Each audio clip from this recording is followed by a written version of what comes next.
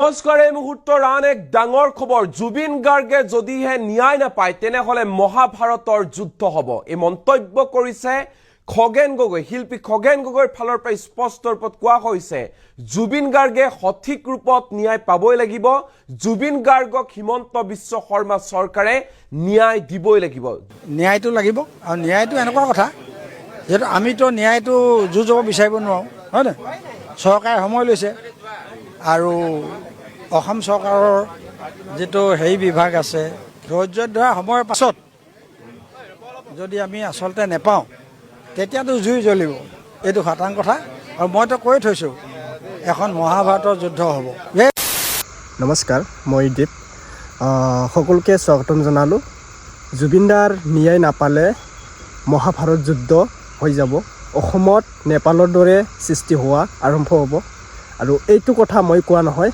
আমাৰ শিল্পী খগেন গগৈ ডাঙৰীয়া কি কথা ক'লে আপোনালোকে নিউজত সম্পূৰ্ণকৈ শেষলৈকে ভিডিঅ'টো চাব প্ৰথমে আপোনালোকে নিউজটো চাই ল'বা আৰু কমেণ্ট কৰি জনাব যে জুবিনদাৰ ন্যায় আমি নাপাম নেকি যিটো ঘটনা ঘটিছিল সেই ঘটনাটো লৈ আমাৰ এছআইটিৰ পৰা আহিব আৰু 8 তাৰিখে এটা কোৰ্টৰ পৰা আমাৰ চেমকানু সিদ্ধাৰ্থ লৈ আনি খুদিব যে চেমকানুক মানে এজন মানুহে মাৰিছিল জুবিনদাক আমাৰ মুখ্যমন্ত্ৰীয়ে অলৰেডি ক'লে নিউজত যে এজন মানুহে জুবিনদাক মাৰিছিল আৰু 4 জনে সহায় কৰিছিল আৰু এই এজন মানুহতে কোন হয় চেমকানু না সিদ্ধাৰ্থ শৰ্মা না শেখৰজ্যোতি গোস্বামী আৰু আছে অমৃত প্ৰভা মহন্ত এইগৰাকীক যে জুবিনদাক কেনেকৈ হত্যা কৰিছিল শেখৰজ্যোতিয়ে আগতে কোৱা আছিল যে চেমকানু মহন্ত সিদ্ধাৰ্থ শৰ্মাহাতে জুবিনদাক বিপাণ্ডি হত্যা কৰিছিল এইটো কথা যদি সঁচা হয় বহুত শাস্তি পাব আৰু সঁচা কথা ক'বই লাগিব যে জুবিনদাক কেনেকৈ কিদৰে আৰু কিয়ৰ কাৰণে এনেকুৱা হত্যা কৰা হৈছিল জুবিনদাৰ কাৰণে ধন সম্পত্তি গোটাই মাখা লুটিলে চেমকানু সিদ্ধাৰ্থয়ে আৰু জুবিনদাৰ কাষত আহি জুবিনদাকে হত্যা কৰিব পাৰিলে নিজৰ ঘৰৰ পৰিয়ালক হত্যা কৰিব কেনেকৈ পাৰিলে ইমান যে আচৰিত কথা সেই কথাটো লৈ আপোনালোকে নিউজত চাব যে আমাৰ খগেন গগৈ শিল্পী ডাঙৰীয়াই যে কি কথা ক'লে আপোনালোকে নিউজত চাব আৰু মামাই কৈছে যে আমি ন্যায় দিম আৰু এই জুবিনদাৰ মৃত্যু হোৱা কোনো দুৰ্ঘটনা নহয় এইটো এটা হত্যাকাণ্ড বুলি আমাৰ মামাই ঘোষণা কৰিলে আৰু আপোনালোকে কি কমেণ্ট কৰিব আপোনালোকে কমেণ্ট কৰি জনাব কোনটো ডিষ্ট্ৰিক্টৰ পৰা আপোনালোকে এই মোৰ ভিডিঅ'টো চাই আছা এটা আপোনালোকৰ গাঁৱৰ কমেণ্টটো লিখি মোক জনাই দিব ঠিক আছে বাৰু নিউজত চাই লোৱা যদি চেনেলত নতুনবাৰ আহিছে ছাবস্ক্ৰাইব কৰি ল'বা আৰু চেনেলটো ভিডিঅ'টো ভাল পালে লাইক কৰি দিব আৰু শ্বেয়াৰ কৰি দিব জুবিনদাৰ কাৰণে এটা কমেণ্ট লিখি দিব চোৱা ভিডিঅ'টো ঐ বুঢ়া মই কিন্তু কৈলে ঢেৰ কৈ দিম নকৰিলে একো নকওঁ তেনেকৈ মোৰ লগত ৰাতি ৰাতি বহে কথা পাতে ধৈৰ্য ধৰা সময়ৰ পাছত যদি আমি আচলতে নেপাওঁ তেতিয়াতো জুই জ্বলিব এইটো খাটাং কথা আৰু মইতো কৈ থৈছোঁ এখন মহাভাৰতৰ যুদ্ধ হ'ব আৰু সি মোৰ অতি হৃদয়ৰ ভাই আছিলে যে জুবিনৰ নিচিনা এটা মই মৰমৰ ভাই পাইছিলোঁ আৰু মই হয় বাৰু এই সদায় কয় যে খগেন দা মোৰ গুৰু আছিলে বুলি বিহু ক্ষেত্ৰত অতি আচৰিত কথা পাকিস্তানতো ইয়াৰ আলি গাই জুবিনক সমানে হয় নহয় জন্মদিনটো কালি পাই হৈ গ'ল বাৰু কিন্তু জুবিনৰ জন্মদিন বুলি এইকেইদিন পাতিয়ে আছে 17 তাৰিখৰ পৰা মই ঘূৰি ফুৰিছোঁ 17 তাৰিখে নাৰায়ণপুৰত পাতিছিলে 18 তাৰিখে মই গ'লোঁ চিপাঝাৰ আৰু আজি আহিলোঁ বৰহমপুৰ ভাল লাগিছে যে জুবিনৰ প্ৰতি আমাৰ ৰাইজৰ ইমান মৰম চেনেহ জুবিনৰ প্ৰতি ইমান শ্ৰদ্ধা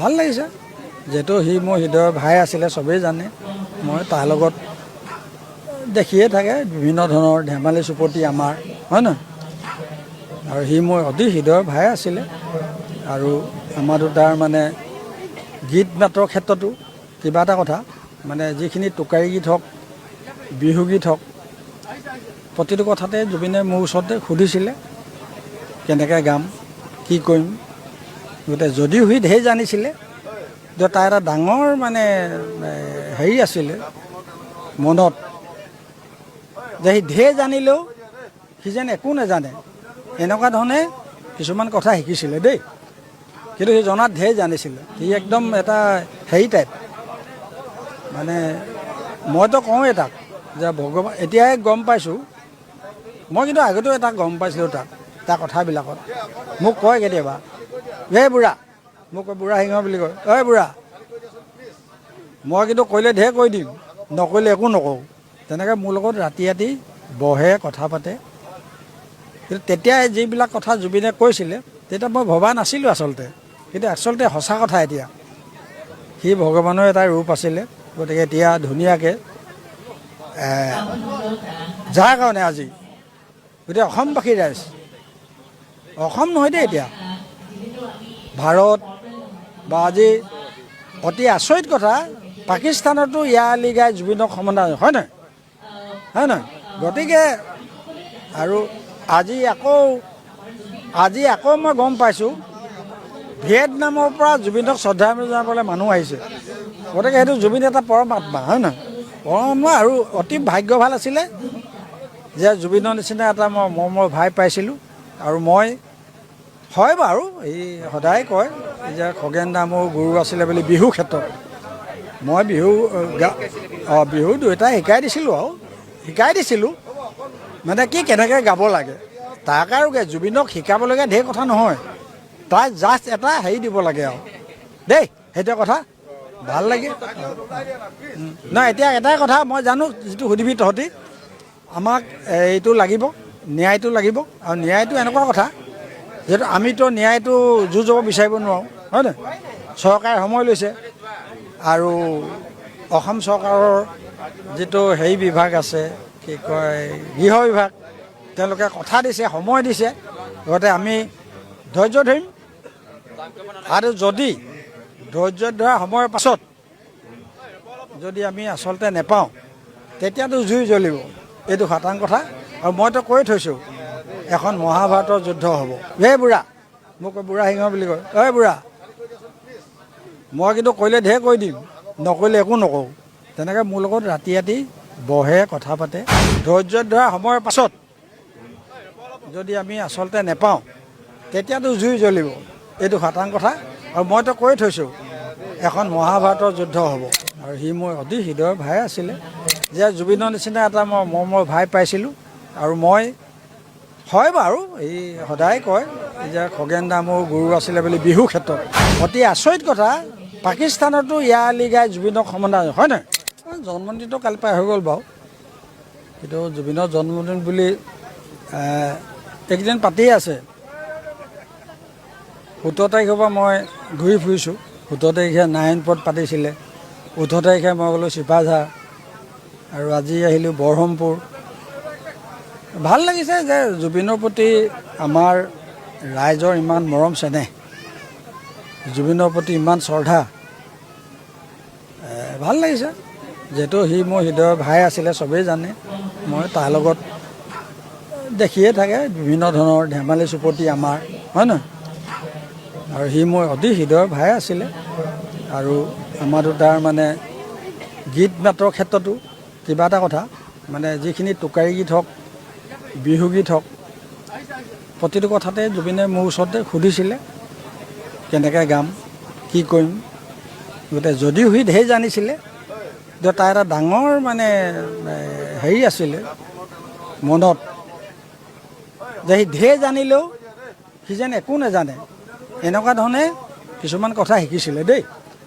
কিন্তু সি জনাত ঢেৰ জানিছিলে। সি একদম এটা হেৰি টাইপ, মানে মইতো কওঁৱেই তাক যে ভগৱান, এতিয়াই গম পাইছোঁ, মই কিন্তু আগতেও তাক গম পাইছিলোঁ, তাৰ কথাবিলাকত মোক কয় কেতিয়াবা, এই বুঢ়া, মোক কয় বুঢ়া সিংহ বুলি কয়, ঐ বুঢ়া, মই কিন্তু কৈলে ঢেৰ কৈ দিম, নকৰিলে একো নকওঁ।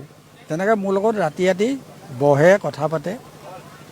কিন্তু তেতিয়া যিবিলাক কথা জুবিনে কৈছিলে তেতিয়া মই ভবা নাছিলোঁ আচলতে, কিন্তু আচলতে সঁচা কথা। এতিয়া সি ভগৱানৰ এটা ৰূপ আছিলে, গতিকে এতিয়া ধুনীয়াকৈ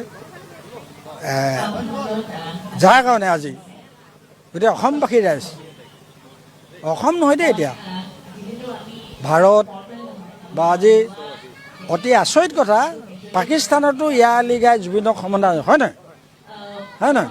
গতিকে আৰু আজি আকৌ আজি আকৌ মই গম পাইছোঁ ভিয়েটনামৰ পৰা জুবিনক শ্ৰদ্ধাঞ্জলি জনাবলৈ মানুহ আহিছে। গতিকে সেইটো জুবিন এটা পৰম আত্মা, হয় নহয়? পৰম আৰু অতি ভাগ্য ভাল আছিলে যে জুবিনৰ নিচিনা এটা মই মৰমৰ ভাই পাইছিলোঁ।